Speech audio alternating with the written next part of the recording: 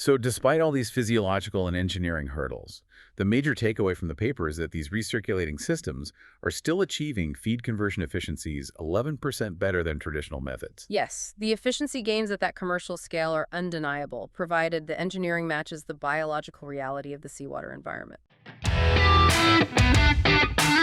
A whole new era of communication in the global aquaculture industry is coming. Now you have the brightest minds in aquaculture right in your pocket. And what's best? You can listen to all of them while driving to a farm, traveling, or running errands. It's never been this good, and it's never been this simple. Welcome to the Aquaculture Podcast Show, the first AI-based podcast in aquaculture, where you'll find cutting-edge insights in everything that's working in aquaculture, nutrition, health, and production. Inspired by the 2025 article titled Assessing the Benefits and Challenges of Recirculating Aquaculture Systems, RAS for Atlantic Salmon Production, by Ross Brown, A. et al. Welcome to today's deep dive. Usually scaling agricultural production is just a simple equation of surface area. Right. You want more yield, well, you buy more land. Exactly. But for Atlantic salmon, post-smolt, grow-out in seawater recirculating aquaculture systems, that linear expansion model just kind of falls completely apart. It really does. So our mission today is to unpack the very specific technical and physiological challenges of scaling these closed operations. We are diving into the 2025 study, Assessing the Benefits and Challenges of Recirculating Aquaculture Systems for Atlantic Salmon Production by Brown, Wilson, and Tyler. And it is such a critical paper. I mean, scaling these entirely land-based operations is the future of high-yield global protein production. Absolutely. But optimizing that intersection of water chemistry and salmon physiology, it requires some razor-sharp engineering. Yeah. Your ag business didn't stall on the market. It stalled because everything roots through you. Pricing, hiring, the angry account. You're not leading the company, you're refereeing it.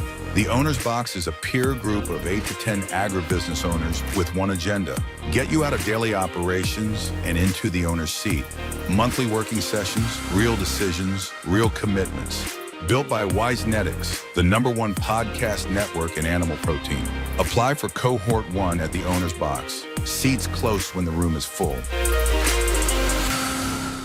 And we start with the immediate environmental hurdles.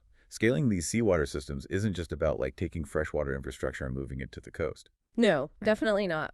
The physical properties of the water fundamentally shift the moment you introduce high salinity. Right. It completely redefines the environmental parameters you have to control.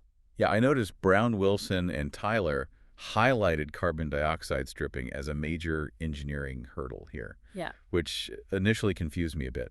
Oh, really? Yeah, because in freshwater systems, carbon dioxide just gases out with standard aeration. Mm-hmm. Why does a saline environment suddenly make this a massive energy sink? Well, in seawater, the carbon dioxide doesn't just sit freely in the water column waiting to bubble out. Okay. It actually chemically binds with the dissolved salts, forming this really stubborn carbonate pool. Oh, wow. Yeah, so to physically break those bonds and strip the carbon dioxide out of the system, you have to violently aerate the water. Which requires massive amounts of energy. I mean, it's like trying to run an air conditioner in a sealed room while someone is actively pumping in heat. That is a perfect way to describe it. The energy math simply doesn't work out if you are pushing high stocking densities. Yeah. And it's not just respiration either. No, the authors point out that ammonia removal gets easily overwhelmed under these same conditions, too. Right, via the nitrifying biofilters. Exactly.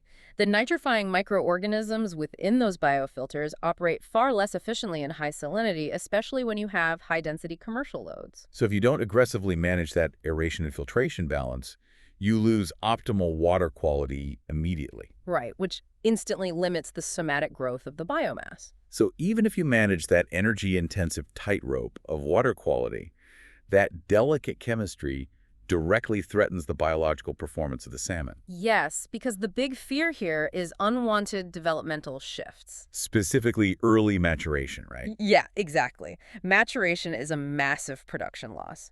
It drastically depletes the lipid content we rely on for premium harvest quality right alongside suppressing immune function. And the standard approach to preventing it involves exacting control over photoperiods and temperature. Right, but operators find themselves in a bit of a paradox there. Oh, so? Well, keeping the water warm maximizes feeding behavior and growth velocity, but that same warmth is a primary trigger for premature gonadal development. Wait, but if you just drop the temperature to suppress that maturation cue, aren't you artificially handicapping the incredible feed conversion efficiencies that make these closed systems so profitable to begin with? You absolutely are. I mean, if you're investing in one of these facilities, destroying your fast growth profit margin seems like a non-starter. That is the exact tension keeping production managers awake at night. Lowering the temperature slows the metabolic rate and somatic growth. So the sweet spot is incredibly thin. Extremely thin. You are constantly balancing maximum growth velocity against inadvertently signaling the fish to divert all that expensive feed energy into reproduction rather than muscle mass. Wow. And assuming you perfectly nail that temperature balance and get the fish to harvest weight, you suddenly hit another wall. Oh yeah, the filtration units themselves. Right. Taste-tainting compounds build up in the water because of the specific microorganisms thriving in the biological filters. And the traditional fix for those off flavors is purging the fish in separate flow-through tanks. While keeping them entirely off feed. Right. Which Brown, Wilson, and Tyler note causes up to a 15% loss in premium biomass and lipid content. It is staggering. It's essentially forcing peak athletes to fast right before they run a marathon. Are the continuous electrooxidation processes the authors discuss, finally, the silver bullet for this? They show incredible promise for the industry. By directly oxidizing those off-flavor compounds continuously within the recirculating water, you completely eliminate the need to halt feeding. That is huge. Yeah. So the salmon maintain their growth trajectory right up to the moment of harvest. Exactly, fully preserving that highly valuable biomass. So despite all these physiological and engineering hurdles, the major takeaway from the paper is that these recirculating systems are still achieving feed conversion efficiencies 11% better than traditional methods. Yes, the efficiency gains at that commercial scale are undeniable, provided the engineering matches the biological reality of the seawater environment. Still delegating work to someone who hasn't adapted to AI? You don't need another assistant stuck in 2015. You need a remote AI specialist who can handle inboxes, research, reporting, ops, admin, sales support, and marketing, using tools like ChatGPT, Claude, OpenClaw, and automations.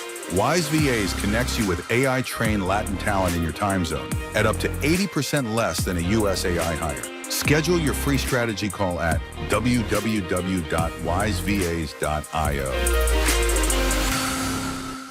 Which leaves you, our listeners, with a final thought to mull over. You know, current commercial salmon strains were selectively bred specifically for legacy open water environments. Right, they weren't made for this. Exactly. Yeah. So if we begin utilizing advanced genetics to develop strains exclusively designed to thrive under the unique pressures of closed recirculating systems. Strains engineered to resist early maturation or ignore off-flavor compounds. Right. What new biological limits could we shatter? We might be looking at a completely different production paradigm. If you enjoyed this episode, make sure to follow the Aquaculture Podcast Show on your favorite platform.